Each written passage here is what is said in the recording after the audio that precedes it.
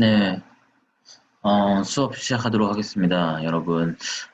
지난주까지 우리 여러분들이 준비해왔던 여러 가지 과제물, 이제 제출물들 가지고, 춤에 대해서 무언가 좀 찾아보는 시간을 가져봤습니다. 그래서 춤이란 놈이 어떤 놈인가 한번 알아보기 위해서 그 주변에 있는 좀 여러 가지 분산되어 있는 이야기들을 그래서 우리가 한번 모아봤어요. 그래서 키워드로 해가지고 지난 시간에 우리가 쫙 훑어봤었죠. 예, 그건 사실 여러분들이 중간고사 때 여러분들이 찾아왔던 학문적 근거 자료들이고요. 예, 우리가 중간고사 이렇게 문제 낸 거를 여러분들이 여러 가지 다양한 것들을 통해서 춤에 대해서 살펴봤습니다.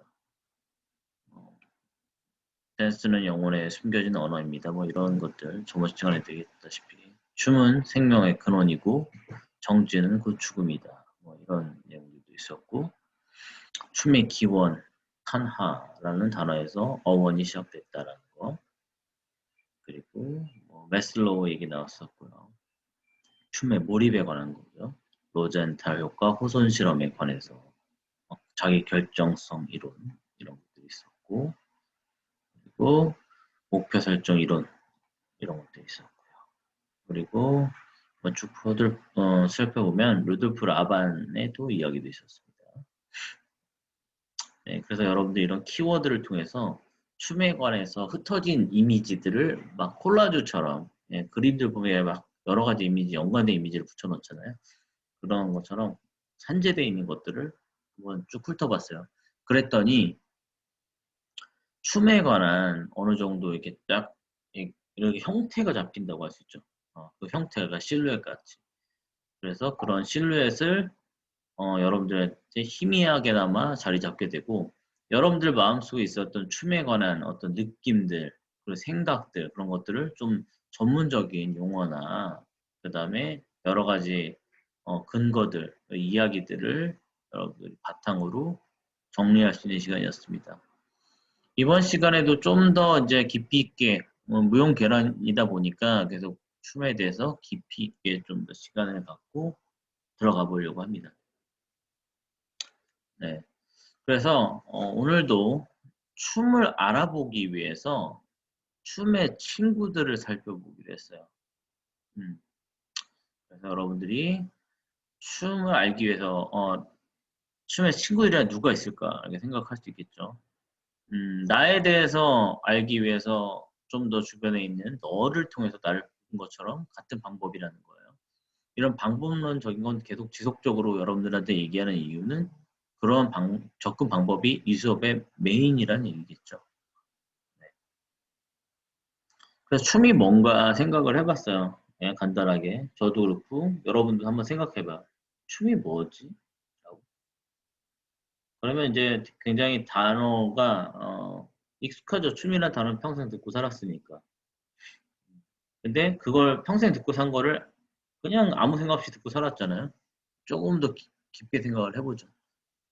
그 춤이라는 거는 추다라는 동사를 뭐 이렇게 움직이는 뭐 형용사 이런 거 있잖아요. 이런 그것을 동명사화한 거죠. 그래서 춤, 미음이 붙으면서. 예. 그래서 추고 있다라는 건 어떻게 보면 진행형이라는 거죠. 춤. 이 단어가 갖고 있는 기본적인 어휘의 특징은 그래서 이거에 대한 사전적인 의미는 신체를 사용하는 표현, 예술, 행위래. 예, 그쵸? 좀 풀어서 얘기를 해보면 춤이라는 거는 우리의 몸, 바디를 사용하죠. 그래서 바디를 사용해서 춤을 추고 있죠. 좀 각도를 이렇게 만들게요. 어, 몸의 바디를 사용하는 그리고 표현, 뭔가를 표현하는 expression 안에 있는 것들을 밖으로 이 몸뚱아리, 신체 안에 갇힌 내 안에 그 나를 밖으로 드러내는 일. 몸 안에 있는 것을, 신체 안에 있는 것을 몸 바깥으로 드러내는 일. 몸 안에 있는 어떤 감정, 생각 등등 갇혀 있는 거를 몸 바깥으로 끄집어내는 이 표현이게 되겠죠. 예술은 뭐야? 뭔가 예술하면 떠오르는 단어가 있나요, 여러분들은? 뭐 감동, 음, 뭐 감동을 주는 것들을 예술이라고 부르는 것 같은데 왜 감동을 받을까요? 예술 작품을 보면 말로 표현되지 않는 어떤 그런 임팩트가 있다는 거죠. 노래를 들을 때 눈물이 주르르 흐른다든지, 예. 멋있는 퍼포먼스를 보고 와 소리가 자동으로 나온다든지 이런 반응들이 일어나는 게 뭔가 감동을 받았다는 거죠. 그런 감명을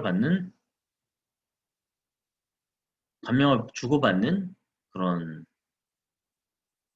어떤 것들을 예술이라고 합시다. 그러면 그러한 행위를 하는 것을 행동이라고 합시다. 그러면 우리는 이걸 쭉 풀어서 봤더니 몸을 사용하는 건데 몸 안에 갇혀 있는 것들을 다른 사람들과 소통하면서 감동을 주고받기 위해서 하는 행동이라고 할 수 있겠네요. 그리고 풀어서 봤더니 음, 그렇군요. 자, 그럼 춤인데 우린 또 무용이라는 얘기를 했잖아요. 무용은 또 뭐야? 무용은 왜 나온 거야? 춤이랑 무용이랑 무슨 차이가 있을까요? 여러분들. 무용은 다 알고 있잖아요. 그죠? 많이 들어봤고. 춤도 많이 알고. 무용은 뭐지? 그럼? 우리가 무슨 책을 사면 다 무용서적이잖아요. 왜 그럴까? 그죠? 무용. 무용은 무도와 같은 뜻입니다. 무도는 중국어로 우다오라고 불리는 한자죠. 한국도 한자 영향을 많이 받았고 일본도 한자 영향을 많이 받았습니다.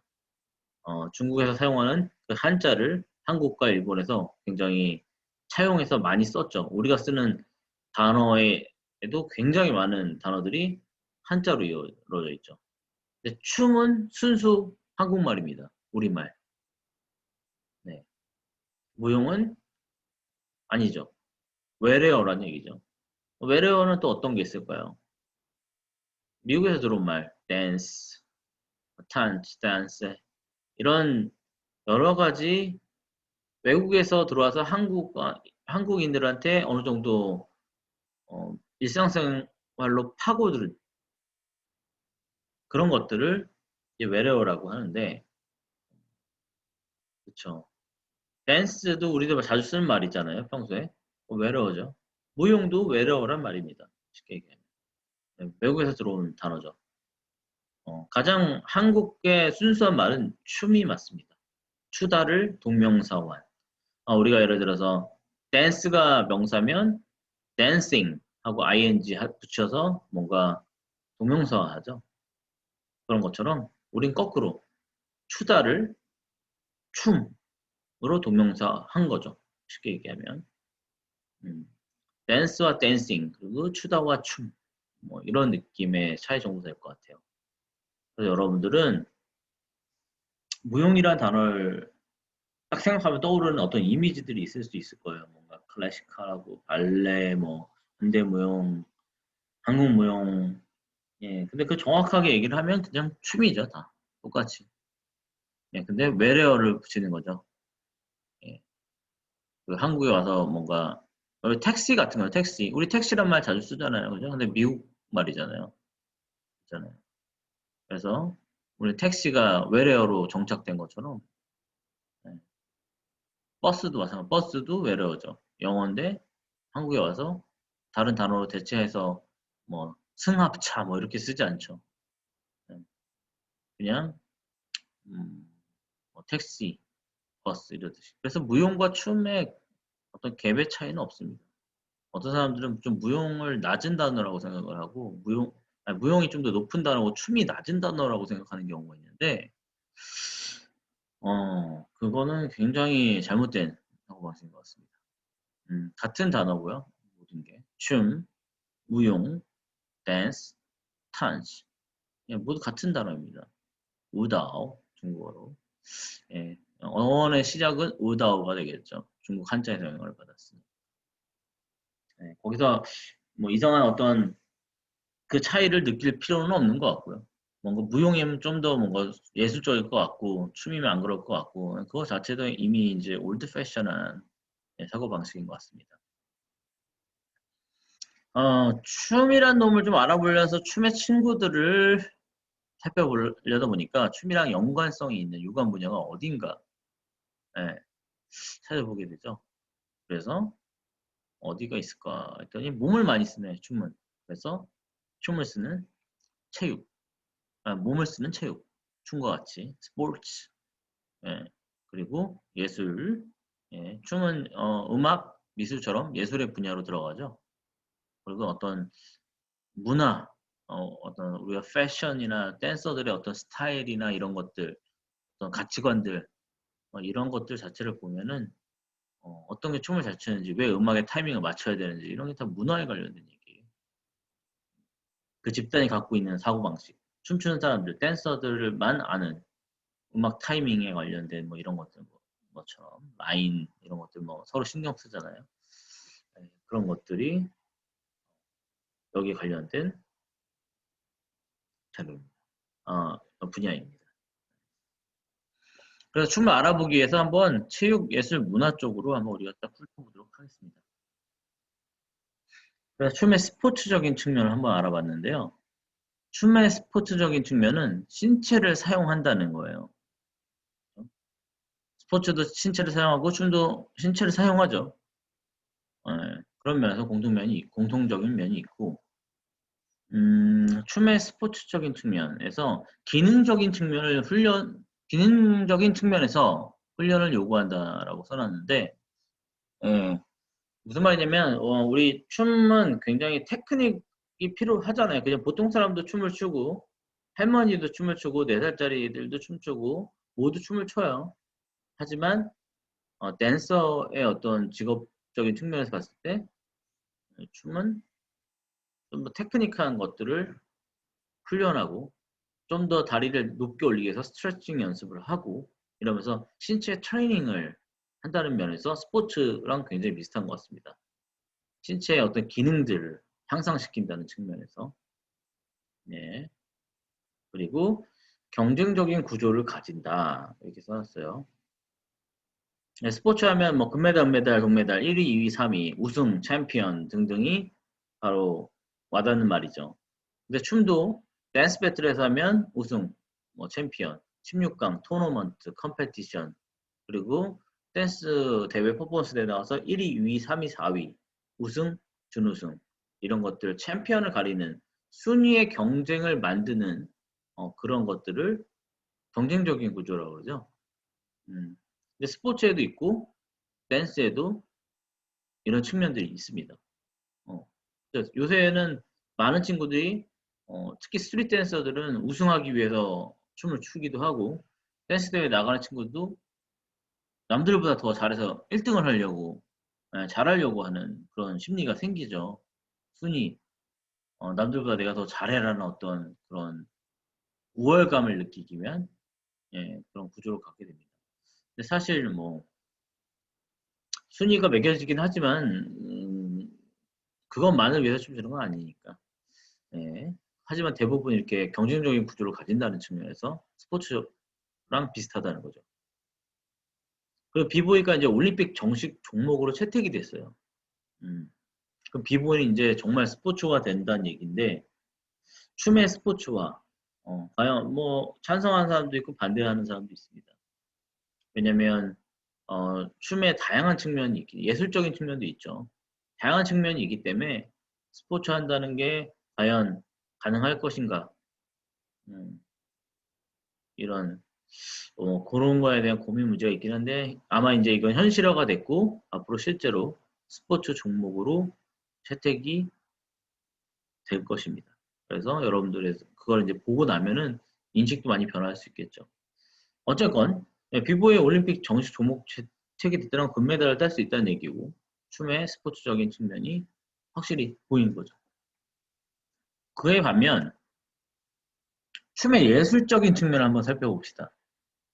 그러면 춤을 추는 이유가 단지 유명해지거나 1등을 하기 위해서 존재하지만은 않는 것 같아요. 어떤 사람들한테는 춤이라는 게 꼭 그런 존재로만 있지 않고 자신의 어떤 답답한 어떤 상황들이나 여러분들이 이제 사례를 읽어봤을 때도 그냥 뭐 이게 힘들어 막 자기가 짜증나 그런 것들을 좀 풀어내는 장치로 쓰거나 아니면 내가 음악을 느끼는 어떤 감정들을 한번 그리고 싶은 거지. 예, 그걸 나타내고 싶은 거예요. 표현해서 춤으로. 그래서 나랑 같은 생각을 하는 사람들, 내 퍼포먼스에 감동을 받는 사람들을 위해서 사람을 위해서 춤을 추기도 하죠. 1등을 위해서나 컴페티션에서의 우승, 우월감을 쟁취한다기보다 어떤 사람들한테 어떤 감동을 줄 것인가를 고민하는 사람들도 있죠. 그런 건 좀 예술적인 측면이라고 볼 수 있겠죠. 스포츠적인 것보다. 또 어떤 걸 보면 무대 위에서 댄스 퍼포먼스를 하는 행위자를 보면서 관객이 될 때 관객들은 그들의 표정하고 몸짓에 많이 동화된다는 거죠. 여러분들도 춤을 시작할 때 누군가의 춤을 보고 영감을 받았죠? 음, 그래서 그 춤들한테 영감을 받으면서 여러분들도 그 사람의 이미지가 굉장히 많이 떠올랐을 거예요, 연습할 때. 특히 그러다 이제 선생님을 만나고 잘하는 사람들을 만나면 그 선생님의 이미지를 떠올리면서 이렇게 했었지 하면서 그 표정까지도 따라하게 되고 굉장히 춤을 한 사람한테 오래 배우다 보면 그 스타일뿐이 아니라 어떤 표정, 그 안에 있는 것까지 막 굉장히 비슷해지죠. 성격도 심지어 비슷해질 수도 있어요. K-pop 커버 댄스의 예를 들어서 보면 어린 아이들이 춤을 출 때 K-pop 커버 댄스 출 때 보면 표정이 자기가 가수야. 그냥 따라하는 게 아니죠. 예를 들어서 진짜 요새 뭐 블랙핑크다. 블랙핑크처럼 표정을 똑같이 합니다. 그럼 빙의가 됐다 그러죠. 우리가 얘기할 때. 빙의가 돼서 그 춤을 추죠. 예. 그래서 그 사람들의 어떤 행위 자체가 자기 표현의 방식이면서 그다음에 카피, 예. 카피가 된 거죠. 그래서 영향을 받죠. 그런 측면에서 어떤 모방이 시작되고 그 모방에서 그 사람들의 어떤 깊은 면들, 내면적인 것까지 전달이 된다는 거예요. 얼굴에서 그 표정이 나온다는 게. 예. 그렇게 봤을 때 스포츠적인 측면과 또 다른 측면을 가지고 있다는 거죠. 춤은. 그리고 춤의 이제 문화적인 측면을 한번 살펴볼 텐데요. 춤의 문화적인 측면은 하나의 큰 커뮤니티를 형성하고 국가 간의 경계를 넘어선다라고 했습니다. 어, 나라의 각각 지역적 특색이 있죠. 한국은 김치를 먹고, 미국은 햄버거를 먹고, 뭐 이탈리아는 파스타를 먹고, 스파게티를 먹고, 뭐 이런 식의 어떤 음식 문화처럼 각 지역에서 오랫동안 지내오던 사람들의 어떤 특수한 문화성이 생기죠. 집단의 특징들이. 네. 근데 춤은 또 그 국가의 차이를 넘어서 새로운 집단을 형성하고 그들만의 특징을 가집니다. 네, 그래서 힙합 is one nation 뭐 이런 문구들을 힙합씬, 스트리트 댄스 힙합씬에서 많이 쓰는데 힙합 래퍼들도 그렇고 이 사람들은 인종과 국가, 뭐 지역 이런 것들을 넘어서서 당신이 흑인이든 백인이든 뭐 동양인이든 힙합이란 단어 안에서 우리는 패밀리다. 원 네이션 아래 같은 나라 안에 있다. 뭐 이런 식의 표현이 힙합 이즈 원 네이션이라는 겁니다. 그러니까 이제 뭐 더 이상 어떤 국가 간의 그다음에 인종 간의 심지어 성별 간의 어떤 그런 것들 차이를 두는 거는 무의미하다 이 안에선. 예, 그런 어떤 fair한 좀 공정한 공평한 상황을 만들고 거기서 이 컬처를 만들어 가자라는 어떤 힙합 정신이 있죠. 음, 그런 것들이 여러분들이 봤을 때 문화적인 측면이라고 할 수 있겠죠. 네. 나라는 다르지만 같이 춤을 추면서 쉽게 친해질 수 있다는 것들. 그리고 K-팝 커버 댄스 문화가 또 어마어마하죠. 전 세계적으로 케이팝이 열풍을 들면서 케이팝 노래보다 오히려 케이팝 댄스가 훨씬 더 큰 파장을 주고 있는 것 같아요. 그래서 해외 어떤 사이트들이나 돌아다니는 영상들 보면은 어, 그러한 어떤 케이팝 커버를 댄스하는 문화가 따로 생겼어요. 그래서 그 가수를 좋아하는 팬으로서가 아니라 팬이기도 하지만 자기를 통해서 그 커버 댄스가 표현되는 또 하나의 제2의 컨텐츠가 생산되는 거죠. 네. 한번 예시로 영상 한번 볼까요?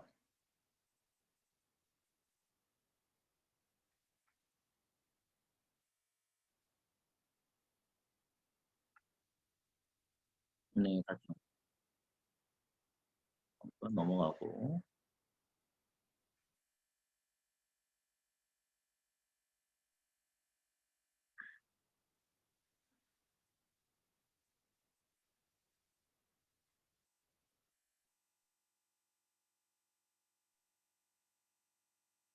네, 베트남의 길거리예요.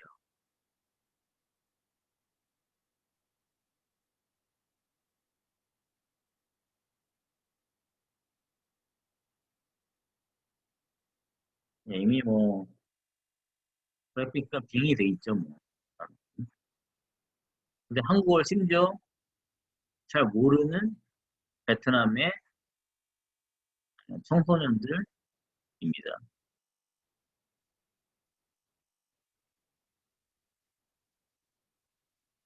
이 케이팝 컬처가 베트남에서 이렇게 길거리에 주말 가면 우선 이렇게 우리 모여서 공원에서 농구하고 축구하고 이렇게 하는 하나의 문화가 돼요.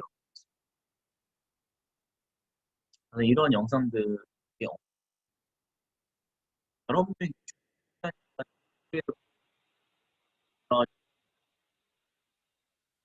보다 뭐 뛰어난 수준이 아니라고 느끼지만 이들의 영상은 3,436만 뷰를 기록. 어마무시하죠. 네. 그 특징은 그 이유는 뭘까요, 도대체? 여러분들이 뭐 얼반 코리아 영상을 열심히 만들어 올려도 조회수가 예를 들어 100도 안 나오는 경우, 그들보다 이들보다 여러분들의 춤이 더 실력이 떨어졌을 때, 네. 문화라는 게 굉장히 중요하다고 느꼈습니다. 이거를 소비하는 문화 계층이 K-팝이 그 정도의 문화 계층과 수요, K-팝 커버 댄스를 실제 가수가 아니라 커버 댄스를 보는 문화가 형성돼 있다는 그 소비층이 그만큼 많이 있기 때문에 이만큼 뷰가 많이 나오겠죠. 네. 그러니까 여러분들이 하고 있는 어떤 예를 들어 코리아 스트리트 댄스 씬은 아무래도 K-팝 커버 댄스 컬처보다 훨씬 더 문화의 사이즈가 훨씬 더 작다는 얘기예요. 그래서 아마 소비되는 그 뷰스나 팔로워나 이런 것들이 낮겠죠. 어떤 퀄리티와 실력의 차이를 얘기하자면 다른 얘기겠지만 뭐 BV 세계 챔피언보다 이 친구들이 더 잘한다고 볼 수는 없잖아요. 근데 이 친구들의 어떤 뷰가 어, 기준이 만약에 그런 척도가 하나가 기준이 뷰라면 그쪽에서 3,400만이라는 뷰는 어마무시한 거죠. 하지만 세상은 굉장히 댄스 씬의 문화 이외에 있는 사람들한테는 그런 것들이 훨씬 중요한 척도죠. 내가 쟤보다 잘 쳐. 우리끼리 이렇게 얘기하지만 그런 기준이 없죠. 어떻게 보면. 스타일의 차이가 있기 때문에. 하지만 이제 뷰수나 팔로우 수에 따라서 여러분들의 인지도와 앞으로 춤을 살아가는 직업 등에 큰 영향을 주게 되죠. 요새는 뭐 DM으로 여러 가지 일을 하기도 하고 인스타그램을 계속 키워서 자신의 어떤 포트폴리오로 만들기도 하고 그렇게 활용하는 것 같습니다. 지금 시대에서 영상의 뷰수나 이런 영상을 소비하는 문화 형태가 이제는 그렇게 변했다는 거고 이런 문화가 굉장히 중요하다는 거죠. 커뮤니티가. 결국은 여러분들은 그들 앞에서 춤을 보여주고 그들에 의해서 여러분들의 가치가 결정되기 때문입니다. 이게 최근의 트렌드가 됐죠. 근데 이런 걸 봤을 때 하나의 큰 커뮤니티가 굉장히 중요하고 그 커뮤니티 안에서 그 영향력을 통해서 댄서가 뷰가 높으면 다음 걸 더 만들고 싶어. 근데 막 한 달, 두 달, 1년 만들어서 올렸는데 뷰가 50밖에 안 나와. 그럼 막 속상하죠. 예. 예, 뭐 괜찮아 할 수 있지만 눈에 보이는 가시적인 눈에 보이는 차이는 어쩔 수가 없기 때문에 다음 생산물 프로덕트 내가 계속 과연 춤을 춰야 할까 그리고 내가 계속 잘 할 수 있을까라는 의문점이 생기기도 하기 때문에 굉장히 문화적인 측면에서 엄청난 임팩트가 있죠. 그래서 문화에 영향을 받는다는 거, 춤은 문화적 측면이 있다는 거. 또 춤을 통해서 최근에 뭐 케이팝 같은 거 보면 워낙 이제 임팩트가 크니까 한국에 대한 인식이 변화하기도 하죠. 뭐, 한 2000년대 정도, 한 10년, 20년 전만 해도 비보이들이 전 세계를 막 쓸고 다녔죠. 한국에서. 한국에서 세계대회 챔피언이 한 6, 7팀 있을 정도였으니까, 예. 다른 나라 한 팀도 없는 나라도 많은데, 어마어마했죠. 세계대회 챔피언들이 이렇게 많은 나라인데 그런 것 때문에 한국에 대한 인식이 변화하고 한국의 춤을 배우는 어떤 배우러 오는 사람들도 있었죠. 기술적인 것. 케이팝도 마찬가지죠. 케이팝 때문에 한국을 좋아하게 되고 뮤직비디오에서 봤던 한국을 느끼고 싶어 하거나 드라마를 보면서 느꼈던 것들을 보고 싶어서 오는 뭐 명동 가면 굉장히 요새는 코로나 때문에 볼 수 없지만 관광객들이 많았죠. 음. 그리고 뭐 케이팝 때문에 춤을 배우러 오는 사람도 많고 한국어 배우려는 인구의 증가도 늘어나고 있습니다. 이런 걸 봤을 때 춤은 어떤 문화적인 임팩트를 갖고 있다는 거. 여러분도 다 알고 있는 사실이죠. 예. 이런 것들. 근데 이런 것을 춤의 문화적인 측면이라고 이렇게 좀 정리를 거꾸로 해서 여러분들이 정리하는 시간들, 연습들을 해보시면 어떨까 생각을 합니다. 또 이제 춤을 통해서 여러 가지 큰 임팩트를 보여주고 나면 의류나 화장품, 음식 등에서도 경제적인 효과를 보일 수가 있죠. 실제로 뭐 댄서들이 좋아하는 어떤 브랜드들을 댄서들이 자주 입죠. 내가 좋아하는 댄서가 있는 패션 스타일을 따라하게 되고 그게 마치 유행인 것처럼 다 그 뭐 아디다스 바지 그걸 또 다 똑같이 사고 뭐 나이키에서 뭐 나왔었는데 누가 그걸 썼더라 또 그걸 다 입고 왠지 와킹하는 사람들은 저렇게 입어야 될 것 같고 어떤 비보이들이 원하는 어떤 패션 스타일들이 있고 이런 것들로 이제 거기에 연관된 문화들이 함께 커지겠죠. 일본에 갔을 때도 일본의 공항에 딱 도착을 했는데 코하루라고 굉장히 유명한 일본의 안무 댄서 있죠. 예, 그 친구의 사진이 이렇게 화장품 SK2가 그 화장품 모델로 해가지고 전광판에 딱 크게 있더라고요. 그렇다는 거는 댄서인데 우리나라 치면 뭐 김포공항, 인천공항 딱 도착했을 때 뭐 진짜 전지현, 수지 막 이런 사람들이 그런 화장품 광고를 하잖아요. 근데 거기서는 코하루라는 댄서가 거기 딱 그렇게 그 정도 사이즈로 하고 있더라고요. 정말로 좀 더 다른 어떻게 보면 댄서가 거의 탑 클래스의 연예인 정도의 어떤 대우를 받는 예, 모델로 기용되는 그런 걸로 봤을 때도 이게 문화적인 임팩트가 있기 때문에 그 기업들도 그런 걸 활용하려고 그 문화를 활용해서 그 사람들에게 자신의 뭐 화장품을 팔기 위한 전략이겠죠. 마케팅 전략. 네, 이런 면에서 문화적인 측면이 있다는 것까지 여러분들과 한번 살펴봤습니다.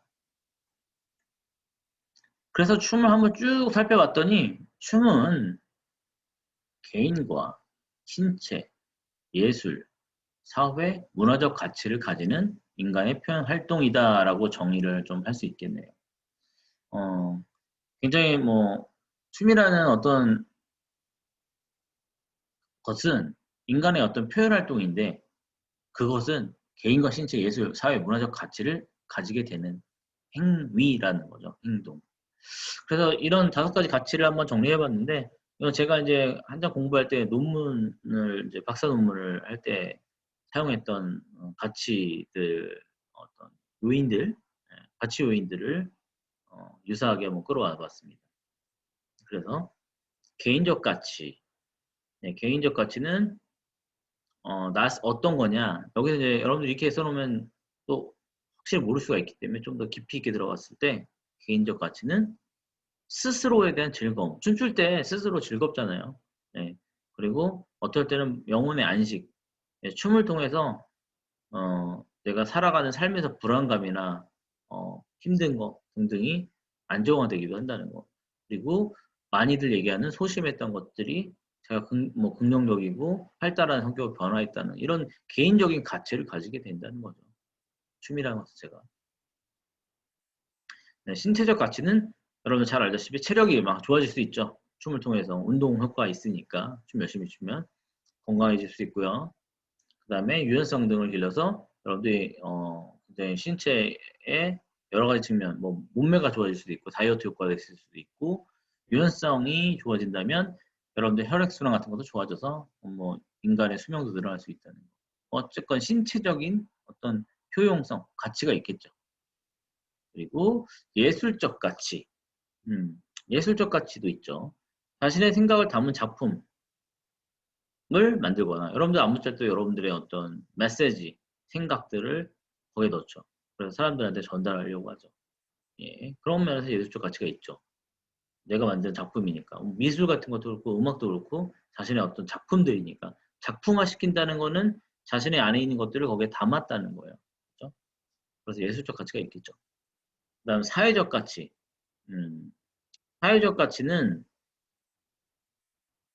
함께 연습하고 공연하면서 생기는 어떤 유대감, 소속감을 얘기합니다. 우리가 같이 연습하고 혼자 연습할 때보다 같이 연습할 때 더 재밌고 서로의 춤을 보면서 배우고 그 안에서 경쟁도 하고 그러면서 또 내가 여기 속해 있다는 팀에 속해 있다는 어떤 잘하는 사람끼리 서로 아니면 내가 좋아하는 사람끼리 서로 공유할 수 있다는 어떤 문화를 함께하고 있다는 어떤 그런 소속감을 또 만들어주기도 그런 게 사회적 가치라고 보시면 될 것 같고요. 문화적 가치는 문화의 전이성, 개인 이상의 집단이 가지는 파워라고 생각하시면 될 것 같아요. 그래서 문화는 전이 됩니다. 예, 어떻게 막을 수가 없는 어떤 큰 파도 같은 거예요. 막 어떻게 뭐 막아도 전쟁 중에도 이런 문화들은 옮겨지고 전달됩니다. 그렇게 전염병처럼 어떻게 보면 나쁘게 얘기하면 전염병이지만 좋게 얘기를 하면 서로 닮아가는 거죠. 전염병은 좀 나쁜 거를 서로 옮기는 거면 문화라는 건 좀 더 긍정적인 측면이 훨씬 많은 것 같습니다.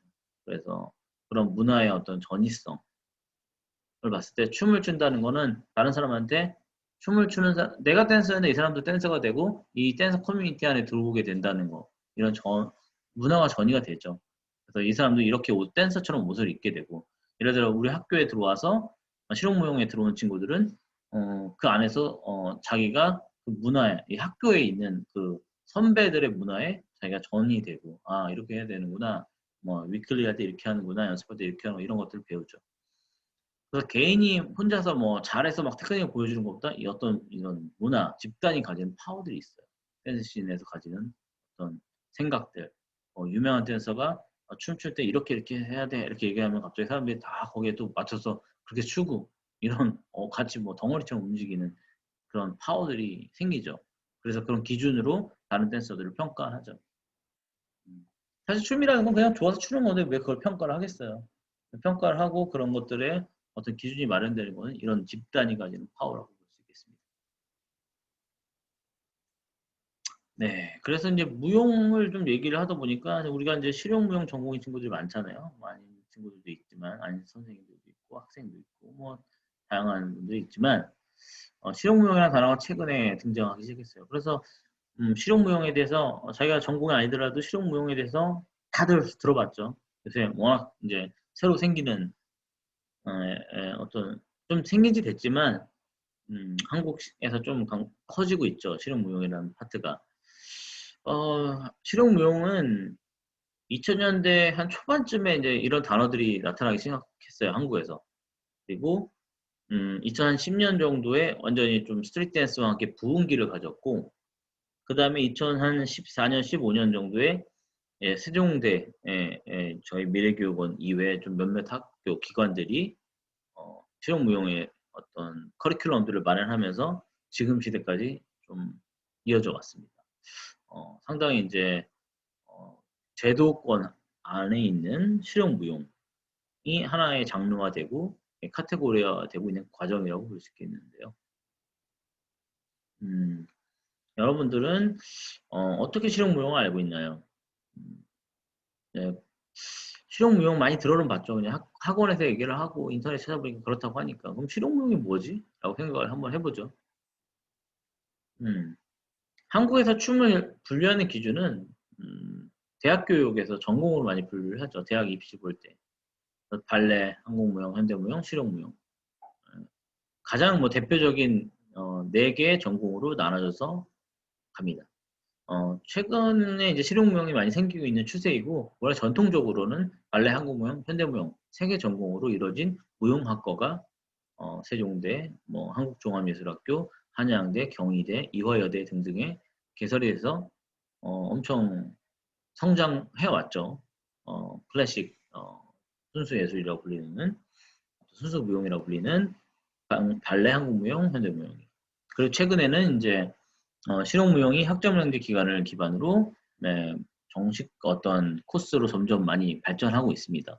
그래서 하나의 카테고리로 들어가고 있고, 이제는 뭐 워낙 실용무용 하는 인구가 많기 때문에 하나의 세부 전공으로 볼 수 있다고 할 수 있겠습니다. 그래서 발레, 한국무용, 현대무용, 실용무용 4개 전공이 존재를 하고, 그러면 이 4개 전공의 차이는 무엇이고 그거 분류하는 어떤 기준이 있을까요? 네. 발레, 한국무용, 현대무용, 실용무용.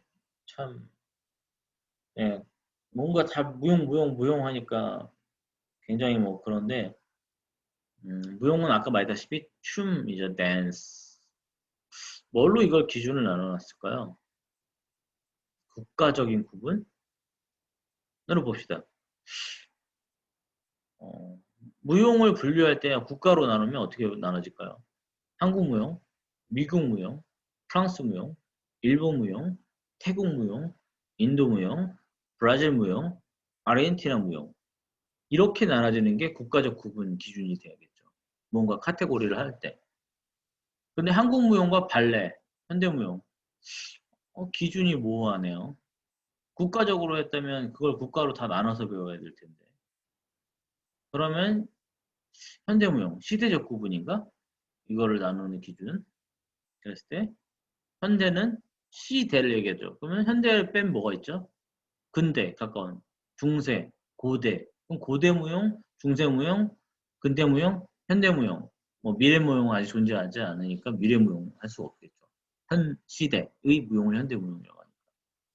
근데 한국무용하고 현대무용하고 왜 나눠놨을까요? 어떤 기준 때문에? 기준이 뭐가죠? 어떤 움직임 특징 때문에 그런가? 그럼 그 특징들은 완벽하게 다른 게 있을까요? 예, 있을 수는 있겠지만 예, 어떻게 움직이면 보면 비슷한 면들도 굉장히 겹치게 되겠죠. 사실 이런 것들은 우리나라 각각 장르가 정치적으로 좀 변하면서 거기에 만들어진 산물이라고 생각할 수 있으면 될 것 같아요. 그래서 이제 자기네 장르를 하는 사람들이 이걸 키워서 학교 교육과정을 만들고 자신들이 했던 그 문화 안에서의 그냥 단어를 그대로 갖고 온 거죠. 발레라는 단어도 사실 댄스랑 동일한 단어라고 보시면 됩니다. 발레라는 건 이제 프랑스에서 사용하는 어떤 단어인데 그런 의미를 보면 댄스, 춤을 춘다라는 그런 의미라고 생각하면 될 것 같아요. 그러면 사실 이거는 또 이런 기준에 맞지 않죠. 그러면 이 발레 한국무용, 현대무용, 실용무용은 도대체 뭘로 나누는 거야? 어떤 기준이 모호하죠. 굉장히. 참, 그래서 실용무용의 어떤 개념들을 잡아가려면 상당히 많이 고민을 해봐야 되겠죠.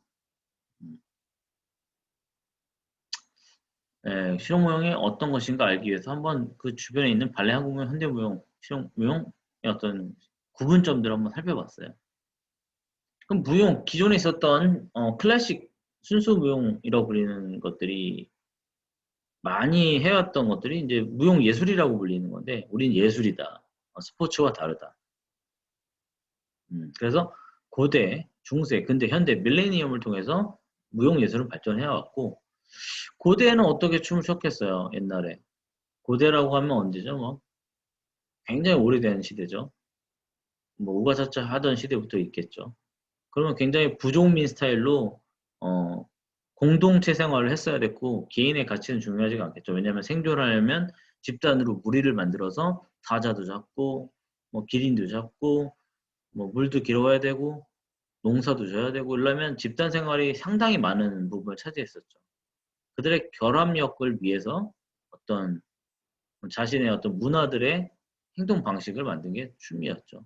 그리고 아무래도 이제 신이 있다고 믿던 시대이기 때문에 그 비 좀 많이 오게 해주세요. 뭐 이렇게 하면서 뭐 강강술래하고 막 손잡고 달리고 이러면 신이 보고 비 많이 줄 줄 알고 그런 행동을 했던 그런 목적들이 존재했던 게 고대의 어떤 무용 예술 형태였던 것 같습니다.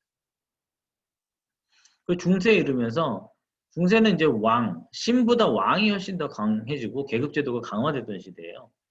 중세에 이르러서는 그 어떤 이런 춤을 추는 사람들이 어, 왕을 위한 유희, 왕한테 어떤 만족을 주는 어떤 그런 춤의 역할이 있어서 뭐 어떤 그런 것도 있었고 동양에서는 이제 뭐 조선시대는 뭐 천민 계급이었죠 상당히. 사람한테 유의를 준다는 거, 즐거움을 준다는 게 천한 것이던 시절이었어요. 천하게 우리는 진짜 그럼 천한 사람들인가? 천하게 불리던 사람들인데, 예, 그들이 잘못된 건지 우리가 잘못된 건지. 예, 지금은 우리가 훨씬 더 명확한 사고 방식들을 갖게 됐죠. 그때보다는 인간과 인간의 어떤 차등보다는 평등이 훨씬 더 인간한테 이익을 많이 가져다 주고 평화로운 삶을 유지하게 해준다는 걸 배웠죠. 어쨌건 뭐 그런 경우도 있었지만 또 중세 특이 케이스는 이제 발레 같은 경우는 이제 뭐 귀족들의 어떤 문화 컬처이기도 했습니다. 서로 인사를 하고 그런 애티튜드를 통해서 서로 어떤 그런 활동, 우아한 활동을 하는 것들. 그래서 발레를 보면 좀 우아하다 그러죠. 굉장히 귀족들이 하는 어떤 그런 풀어짐이 없는 정갈한 뭔가 박스 안에 딱 갇혀진 그런 춤들을 추죠 발레를 하다 보면. 그런 시대에서 이제 근대로 넘어오게 되면서 르네상스 이후에 인간을 위한 예술, 뭐, 좀 춤이 뭐 신이나 왕을 위해서 춘다기보다 본인 자신들을 위해서 추는 춤으로 변하기 시작을 합니다. 그러면서 근대에는 모더니즘과 뭐 포스트 모더니즘이라는 단어가 나오면서 뭐 여러 가지 예술적인 시도가 되는 거죠. 결국 예술은 인간 전체의 어떤 즐거움과 유의를 위해서 존재하고 뭐 사람들의 사고방식을 바꾸고 아이디어를 굉장히 세상을 보는 관점을 바꿔주는 그럼으로써 이로움을 만들어낼 수 있다고 믿으면서 여러 가지 도전들이 나타나게 되죠. 파괴의 미학이라고 적어놨는데 기존까지 있었던 방식으로 세상을 바라보면 너무 스테레오 타입이 된다는 거예요. 재미없는 방식으로만 보게 되니까 그 관점을 바꾸려면 그 방식을 다 파괴해야 돼. 기존에 있던 것들을 다 파괴해야지만이 새로운 방식으로 세상을 볼 수 있어. 라는 어떤 예술주의들이 나타나기 시작했다. 그래서 우리가 옛날에 했던 방식으로 뭐 춤을 추려면 발레밖에 없었고 뭐 이렇게 딱 타이트한 옷과 1번, 2번, 3번, 4번, 5번 딱 정확한 자세를 맞춰야 되는데 그런 거 필요 없어. 다 부시고 내 방식대로 춤을 출 거야. 이렇게 하면서 파괴의 어떤 또 새로운 아름다움. 왜 아름답게 딱 일자로 서 있고 다리를 깨끗하게 찢어야지만 아름다운 거야. 아름다움이라는 건 굉장히 뭐 비보이가 헤드스핀 하고 있을 때도 아름다움일 수 있고 어글리한 약간 앵글이어도 독특함으로 예쁠 수 있고 그런 미학적인 게 변할 수 있다는 거죠. 음? 그렇게 변하면서 예술의 개념이 춤 안에서 계속 변화했습니다. 옛날에는 뭐 신이랑 왕을 위해서 춤을 추던 사람들이 인간의 즐거움들, 그 다음에 어떤 자신들의 어떤 표현 활동, 그리고 사람들의 생각을 바꾸는 어떤 창의성을 보여주는 것들. 그러다 이제 밀레니엄 시대가 왔죠. 지금 현재 시대. 지금 현재 시대는 시민사회가 등장을 했습니다. 그래서 보통 사람들이 워낙 권력이 세졌죠. 옛날에 왕과 이렇게 좀 수직적인 구조였죠. 근데 지금 평등하게 되면서 많은 시민들이 오히려 대통령도 바꾸고, 대통령도 뭐 탄핵시키기도 하고, 그 다음에 뭐 어마어마한 일들이 있었죠. 과거에. 예. 정말 이제 옛날 같으면 왕을 어떻게 이렇게 막 할 수가, 뭐 할 수도 있었겠지만 지금 같이 뭐 합법적인 느낌은 아니었죠.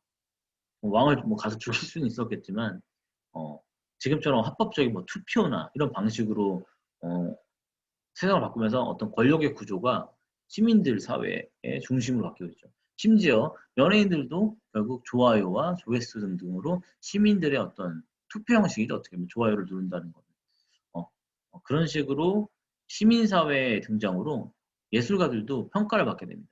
그래서 그들의 예술도 SNS 소통과 정보의 가속화로 인해서 이제 많이 알아. 예술에 대한 이런 것도 따로 공부하지 않아도 인터넷 봐도 잘 알 수 있고 너무 좋은 자료들이 항상 전 세계 각각 곳곳에서 실시간으로 뭐 유튜브 같은 곳에 올라오니까 옛날에는 좋은 작품 보려면 미국까지 갔어야 돼 비행기 타고. 근데 지금은 SNS로 1분 만에 찾아서 볼 수 있어. 그러면서 어떤 시민들의 예술에 대한 이해도도 높아지고 정보도 많아지고 비교할 것도 많아진 거죠. 옛날에 이 동네에서만 춤을 잘 췄는데 그러면 최고인 줄 알았어. 사람들이 여기 있는 사람들이. 여기 있는 사람들이 이제는 유튜브 보고 전 세계를 다 봐서 여기 있는 사람이 잘하는지 못하는지 전 세계에서 어느 정도 수준인지까지 볼 수 있는 그런 기준들이 마련됐고 그런 대중이라고 불리는 시민들이 좋아요나 조회수를 통해서 이 사람들의 가치적 댄서로서의 가치, 예술가의 가치도 평가를 하는 시대가 와버리고 있다는 거죠. 심지어.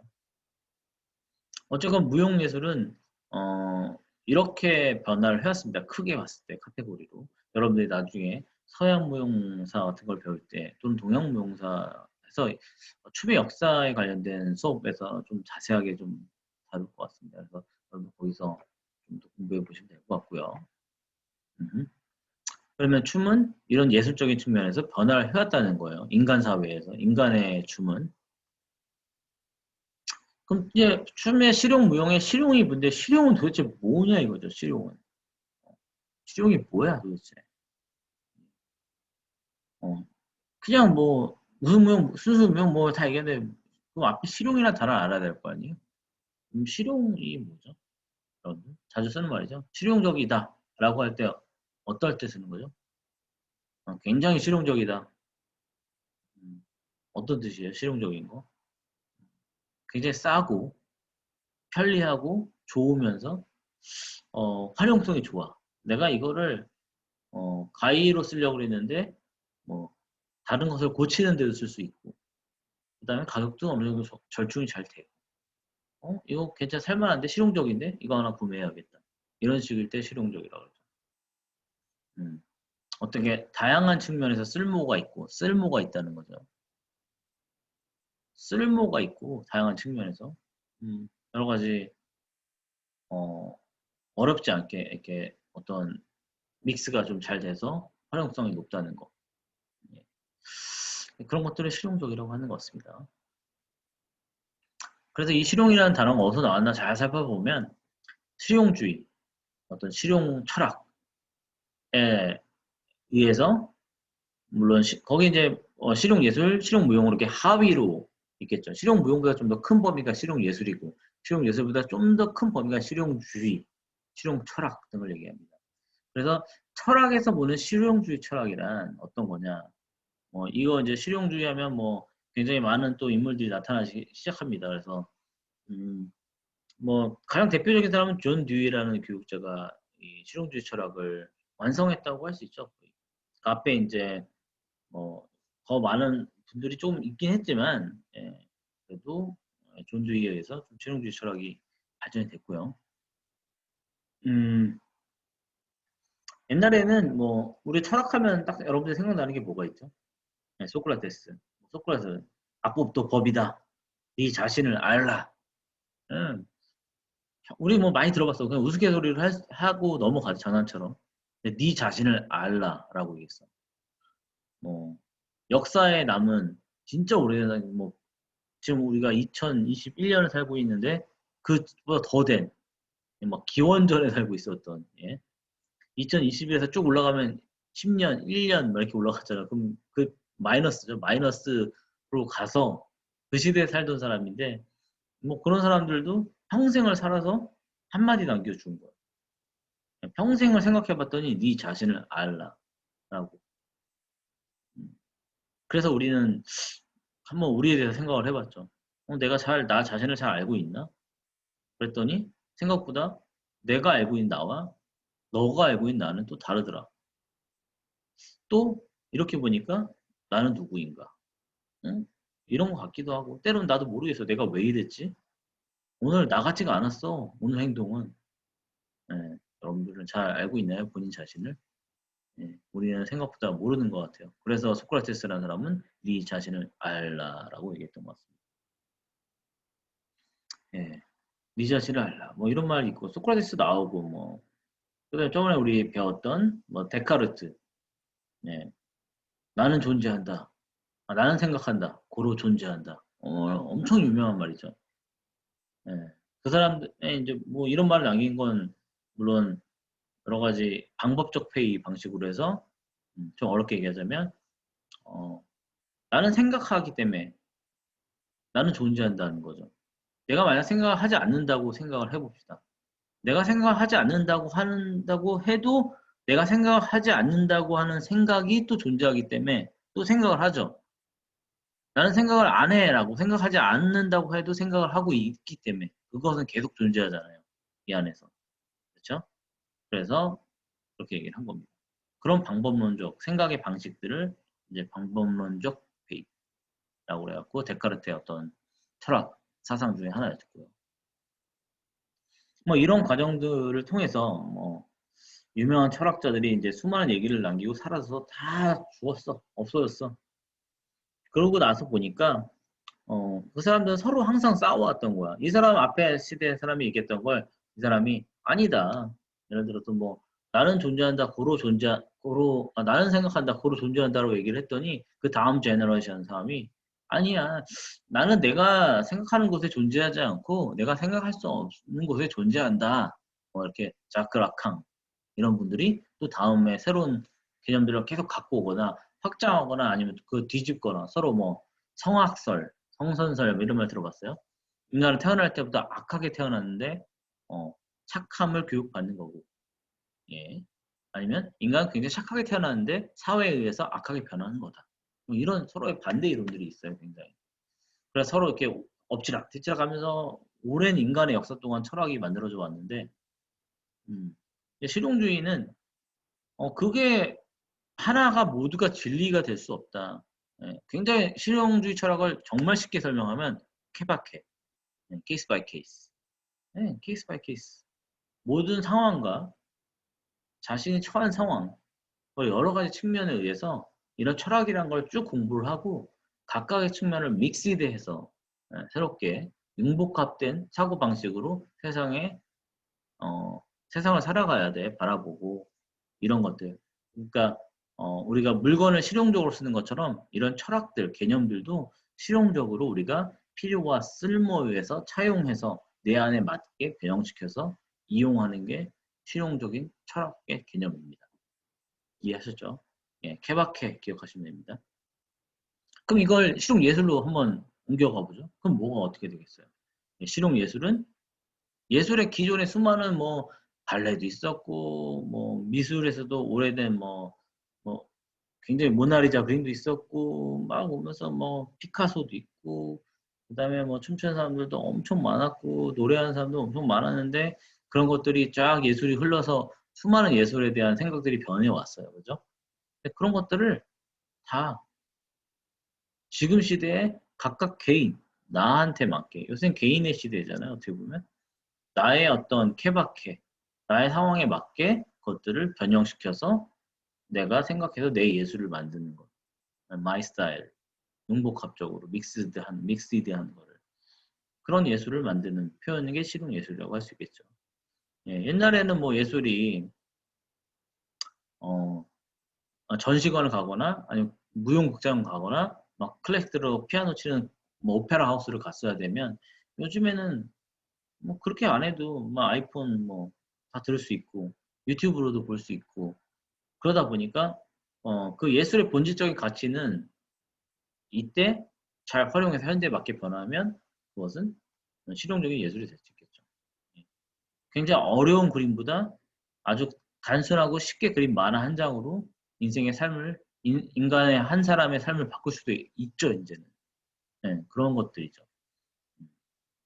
어, 하지만 기존에 있었던 어떤 예술이 인간에 영향을 줬던 부분들을 공부하고 학습해서 지금 시대에 맞게 변형하는 것, 실용적으로 사용하는 것 생각하시면 될 것 같아요. 그러면 이제 실용무용에 대한 답이 나왔죠. 여러분들 이제 실용무용에 대한 답이 감이 잡히시기 시작하시죠? 실용무용이라는 게 무언가 이제.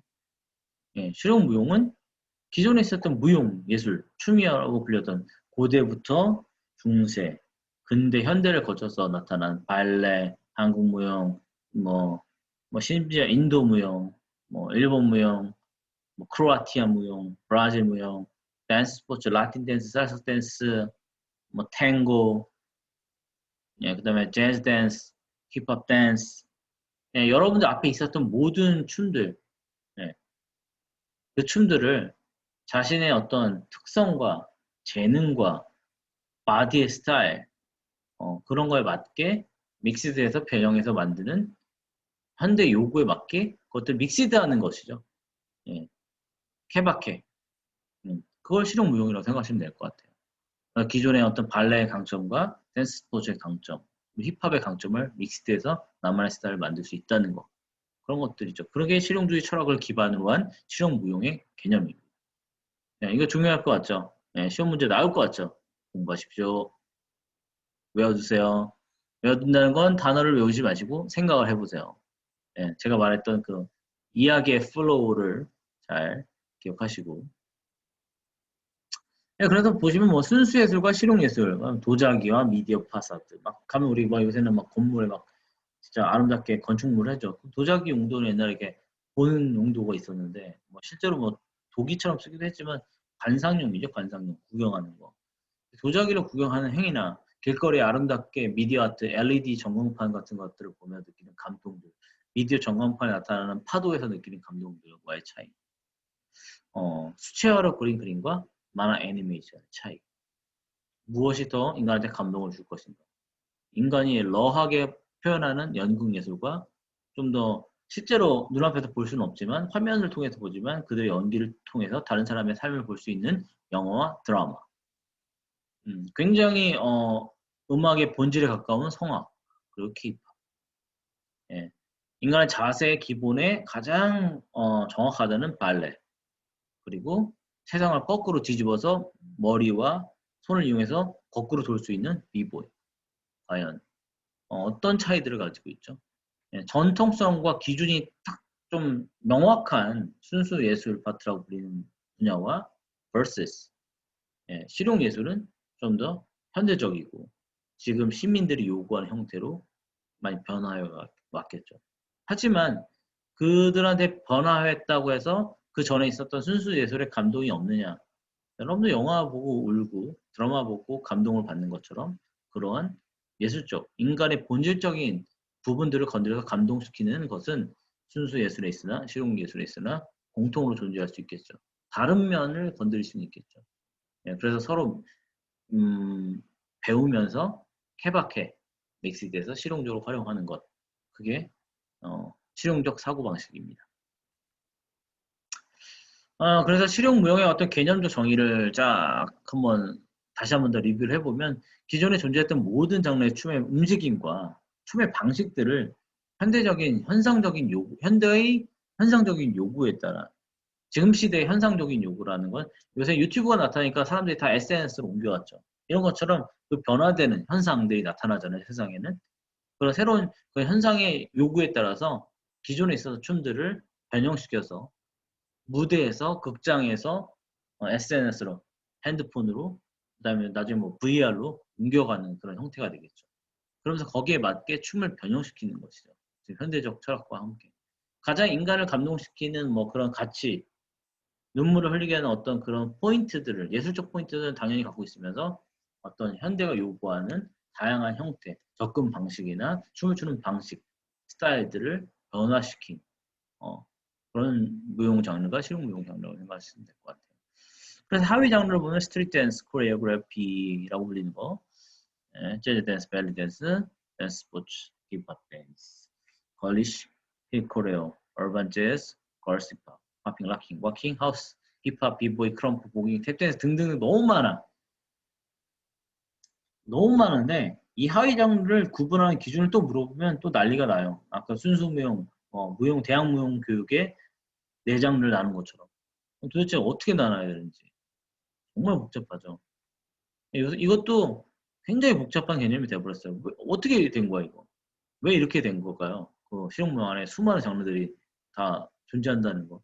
예, 뭐 타전공에서 봤을 때 팝핑, 락킹, 뭐 스트리트 댄스 뭐 이렇게 볼 수 있겠지만 재즈 안에 들어와 보면 너무 세부 장르가 많아. 그 이유는 사실 실용무용의 어떤 장르를 창시한 사람들이 예, 개인의 댄스 스타일로 소개를 했는데 그게 문화적인 전이에서 그들이 개념을 확장시켜서 정료화된 거예요. 예를 들어 락킹 댄스가 있죠. 락킹이란 말은 사실은 그것을 그 춤 스타일을 만든 사람의 이름이 창시자가 돈 캠벨 락이라는 사람입니다. 그런데 캠벨 락에서 우리 아까 댄스를 댄싱 동명화 하듯이 동명사화 하듯이 캠벨 락 킹이라고 불렀어요. ing를 붙여서 댄스 댄싱 캠벨 락그 사람이 돈 캠벨 락이라는 이름이었는데 캠벨 락 ing 붙여서 캠벨 락킹 그래서 캠벨 ing를 붙임으로써 자기화 내 스타일 얘기하는 거 캠벨 락이 하는 것이란 뜻이에요. 캠벨 락이 추는 춤 ing가 붙으면서 이라고 볼 수 있겠죠. 그래서 내 춤 스타일은 캠벨 락킹이야. 캠벨 락킹 캠벨 락킹 예. 캠벨 락킹 같은 것, 같은 춤 이라고 얘기는 했는데 워낙 대유행을 한 거예요. 그래서 모든 사람들이 그 사람의 춤을 따라하면서 그 사람의 춤을 전파시켰어. 더 락커스라는 팀과 함께. 그러면서 캠벨 락에도 앞에 그 단어 떨어지고 락킹, 락킹, 락킹, 락킹으로 발전되면서 현재 락킹이 된 겁니다. 너무 많은 유행을 타면서 사람들이 네가 하는 스타일 뭐야? 캠벨 락킹, 캠벨 락킹 하다가 나중에 그 캠벨 락이란 만든 사람의 이름에서 시작된 건데 어느새 대명사가 된 거예요. 동명사였는데 대명사가 된 거예요. 대표성을 가지는 단어가 돼버린 거예요. 사실은 개인적인 단어예요. 이런 식으로 발전된 경우가 굉장히 많습니다. 그러다 보니까 장르의 구분을 하기 전에 이미 무분별하게 사용되고 단어도 뭐 얼반이라는 단어가 도대체 도시란 뜻인데 어떻게 설명을 할 건지 재즈도 사실 흑인들의 탭댄스와 같은 그런 춤이었는데 무용하고 믹스드 되면서 지금 현재 재즈 하는 친구들은 현대무용에 가깝고 네. 그 다음에 뭐 하우스라고 부르는 건 하우스 댄스인데 하우스 음악에 추는 춤인데 하우스는 집이란 뜻이잖아요. 예, 엉망진창이죠. 어떻게 보면 예. 그래서 그런 것들을 좀 어, 정리를 하는 과정이 있다고 볼 수 있을 것 같습니다. 실용무용이라는 게 지금 어, 태생한 지 그렇게 많지 않고 뭐 오래되지 않았고 이 기간 안에서 여러분들도 새로운 뉴 제너레이션이고 지금 실용무용을 전공한 사람들이 학교 안에서 공부를 하면서 점점 이런 것들이 학문화되고 정립화되면은 좀 더 지난 미래에서는 이걸 더 클리어 시키는 단어들이 나오지 않을까. 심지어 실용무용 안에 있는 세부적인 장르들이 다 사라지지 않을까 합니다. 수많은 새로운 장르들이 나타났다가 사라지고 나타났다 사라지고 이렇게 합니다. 실제로. 뭐 스윙 댄스, 그다음에 비밥 이런 춤들은 과거에 엄청 재즈 시대에 유행했으나 1900년대 초반엔 지금에는 잘 없잖아요. 이런 것처럼 있어도 계속 변화합니다. 그러면 결국에는 어, 이런 것들을 다 믹스한 개념만 남겠죠. 그래서 아까 말씀드렸던 실용무용, 케바케, 자신한테 맞는 다양한 모든 장르의 춤을 새롭게 흡수해서 안무 형식으로 표현한 게 뭐 코레오그래피라고 불리는데 코레오그래피라는 단어는 사실 안무죠. 한국어로 해석을 하면. 안무는 여러분들한테 가끔 여러분 전공 뭐예요? 전공 뭐예요? 코레오 이렇게 얘기합니다. 코레오는 코레오그래피를 줄여서 하는 말인데 예, 굉장히 정확한 단어는 아니죠. 정식 용어는 아니죠. 정식 용어는 코레오그래피죠. 코레오그래피가 전공이라고 얘기했는데 안무 전공이다. 근데 안무인데 실용무용 안에 있는 어떤 동작들만 사용하고 있죠. 근데 그게 안무가 모든 장르와 대표성을 가질 수는 없는 게 안무라는 사람은 현대무용에도 있고 발레에도 있고 다양한 곳에 안무가들이 있습니다. 그래서 뮤지컬도 안무가 있고 그래서 안무라고 얘기하는 건 사실 조금 모호한 개념인데 이제 이런 장르적 구분이 앞으로 사라지지 않을까 생각이 듭니다. 앞으로. 그래서 이제 실용무용에서 얘기하는 어떤 그 케바케 개념, 케이스 바이 케이스 개념, 실용무용의 어떤 철학적 개념만 좀 남고 그 안에서 개개인의 스타일들이 인물화 중심, 장르의 중심, 팝핑, 락킹, 힙합, 코레오, 얼반, 걸리시보다 인물의 중심으로 기록되지 않을까 생각합니다. 현대무용도 예를 들어서 현대무용이 있으면 현대무용 안에 이사도라 덩컨, 뭐 마사그람 스타일, 뭐 리몽 테크닉, 그다음에 머스커닝햄 테크닉 이러면서 그 인물화된 테크닉들이 발전됐거든요. 사실 스트리트에서 얘기하는 캠벨락도 캠벨락킹도 그런 그 사람들하고 비슷한 개념이겠죠. 현대무용에서 어떤 업적을 남긴. 그런데 지금 장르처럼 구분되고 있는데 앞으로는 어떤 인물들만 남는 그런 개념으로 발전되지 않을까 생각해 봅니다. 네, 여러분들 오늘 수업 조금 다르게 보일 수 있을 거예요. 실시간 하다가 또 이렇게 하니까 여러분들은. 하지만 좀 이렇게 조금 더 생각을 하시면서 이런 얘기를 듣고 어, 라디오 청취한다는 생각으로 쭉 하나씩 좀 기억해 놓으시고 여기 나왔던 것을 좀 잘 찾아보시면 좋을 것 같습니다. 그래서 실용무용에 대한 얘기를 전반적으로 한 번 더 정리를 하자면 분명히 있고 문화적 영향을 가지고 있는데 경계가 아직 모호하다는 거. 그래서 학문적 근거를 중심으로 카테고리화 과정이 필요하다. 예, 지금까지 쭉 설명한 그런 얘기들을 이렇게 좀 간단하게 정리를 한 거예요. 여러분도 그렇게 정리하는 방식을 공부하시기 바랍니다. 시간의 흐름에 따라 태어나고 죽는 장르 정말 많다고 아까 얘기를 했었죠. 어떤 장르에 대한 시선을 바꾸고 기준을 다 바꿔서 앞으로는 여러분들이 새로운 개념으로 실용무용을 만들어 나갈 수 있기를 바랍니다. 네, 오늘 수업은 여기까지 진행할 예정이고요.